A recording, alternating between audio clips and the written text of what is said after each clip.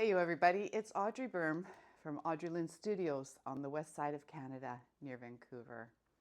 So I have a really small kiln opening today, and the reason why is because I did a cone 6 firing with an 8-minute hold because I had copper float in this kiln. And you know how you just always, not always, sometimes get that bad feeling? Yeah, well, I think Les is out there now changing my thermocouple for me because it underfired.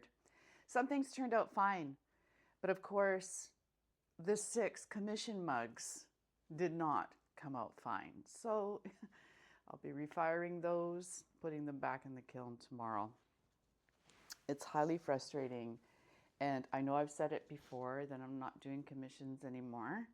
I really mean it this time. Okay, so I don't have very much for you here. But anyway, whatever, that's fine, right? This is 370 clay white stoneware, and I've engobed the back. And this one is 2 times Spectrum soft white, and then deep fire brick 2 times on the edges. And it always turns out so lovely. So that's good. And this one is speckled clay. These are all Plainsmen. This one is 340S. And this is 2 times soft white by Spectrum, and then 2 times holly green by Spectrum on the edges. So really pretty. And then I sell them with the little battery operated votive.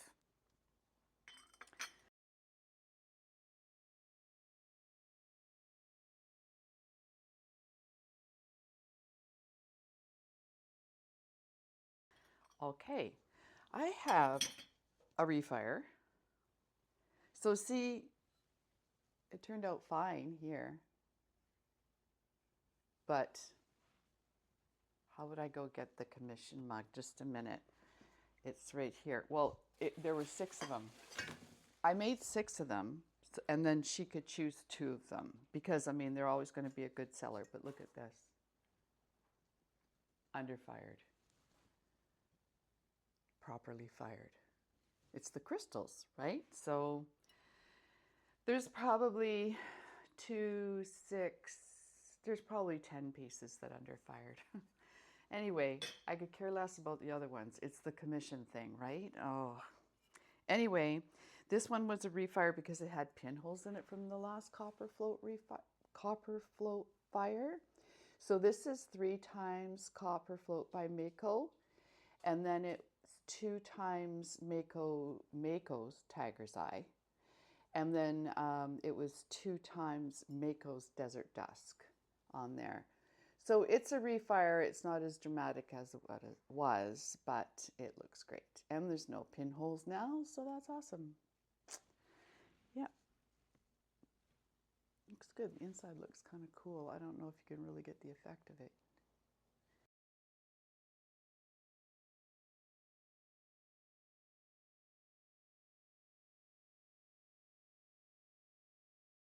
Then I still have pumpkins. So I decided to do the Opal Luster Challenge. And let me show you what happened. So on the bottom is 3 times root beer by Mako's root beer. And then on the top is 3 times Opal Luster by Mako. And then this one has 2 times Tiger's Eye by Mako. I think it looks pretty nice. And then this is Micro Jade by Mako. These micros I always put in a really hot kiln too, so that you get, you know, the real crystally look. You'll be able to see it here better. Anyway, I thought it turned out great.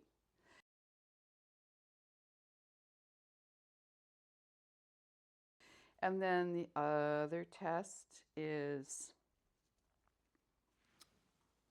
the 3 times root beer by Mako, and then the 3 times Opal Luster by Mako. And this one has lime shower. So it's 3 times lime shower. 3? No, it's 2 times. 2 times lime shower by Mako. It's very interesting. And they all have the micro jade on the stem, so I like it.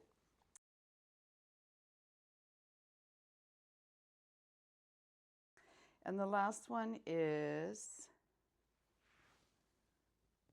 3 times root beer, 3 times our opal luster, and this one has 2 times Mako's purple aster. And that's nice too. And then this is the micro jade, just by itself. And it's, they're 3 times. The micro jades are 3 times. So yeah, I know it's a funky looking pumpkin. These pumpkins, the day I was throwing them, it was a real off day. And I was trying to throw mugs, and it was not working, and I ended up with these 3 pumpkins.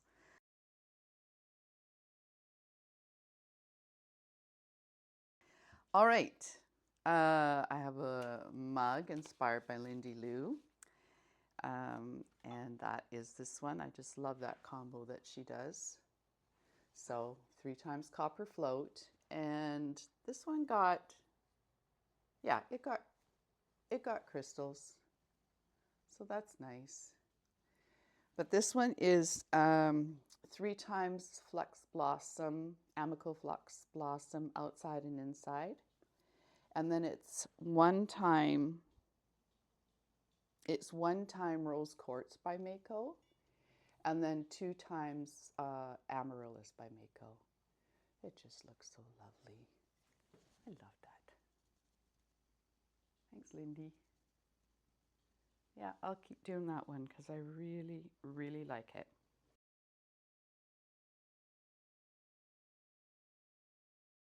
And this mug is an Ooh La La. I love it.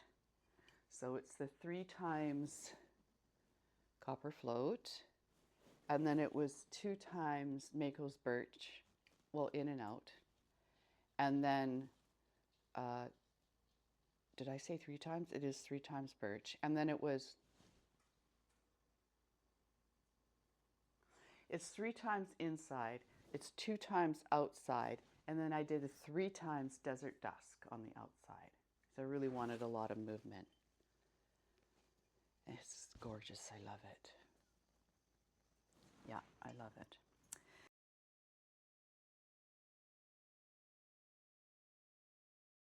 And we're on the last piece.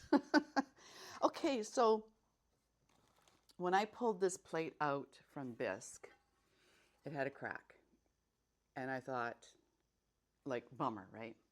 And I'm glazing this thing anyway. So what I did was I drilled 6 holes in there. And then I put 3 times the Brick Red Ongo by Mako. And this is copper float. And then copper float. It did something funny here. She must have been with the underfire, but it looks fine, so I'm not firing this thing again. But both of these rollers are Sue Butler by 3D Commotion on Etsy. So this one's leafy, and this one, yeah, I don't know if you can see it. Anyway, that crack went all the way here, and I knew it would, so I tried situating my little holes, knowing the crack would go further. So this is my plan then. So I've got this nice leather. I don't know if you can see how thick it is. It's a really nice leather. And I'm going to put it here and here and pull it through here and crisscross it here. I don't know if is this working for you. Okay. Crisscross it here and then bring it up. Sorry, it's a little awkward trying to show you on the camera, but bring it up here, and this one up here. So I'm just going to pull it because it's bunching up on the back here. Okay. And then I'm going to tie it. And, you know, I might copper float some beads down the road because I have 370 and stuff. But, so it's going to look like this. And then I'll be cutting these off short. So it's just a bit of a useful art piece, a little bit. So yeah, I mean, because so many times, you know, we get something coming out of the bisque kiln and you're like, oh, well, this isn't going to survive. But hey, have fun with it.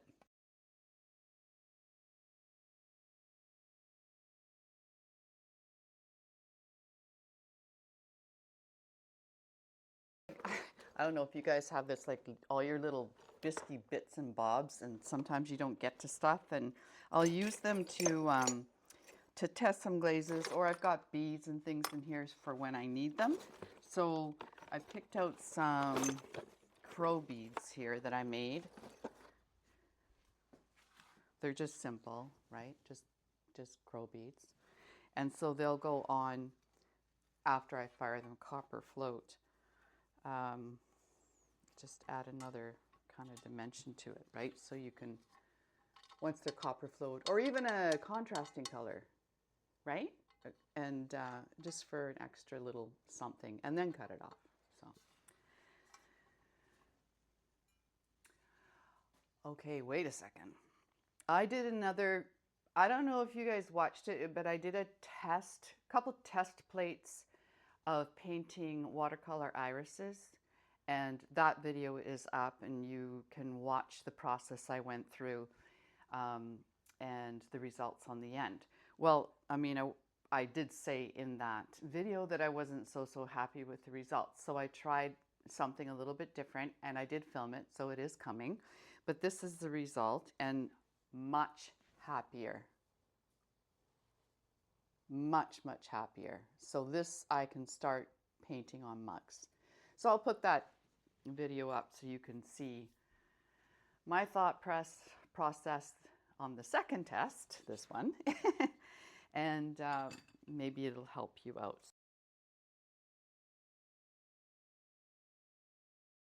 So, okay, one thing I do want to say is that I have so many kiln openings from all my fellow YouTubers saved in my watch later list.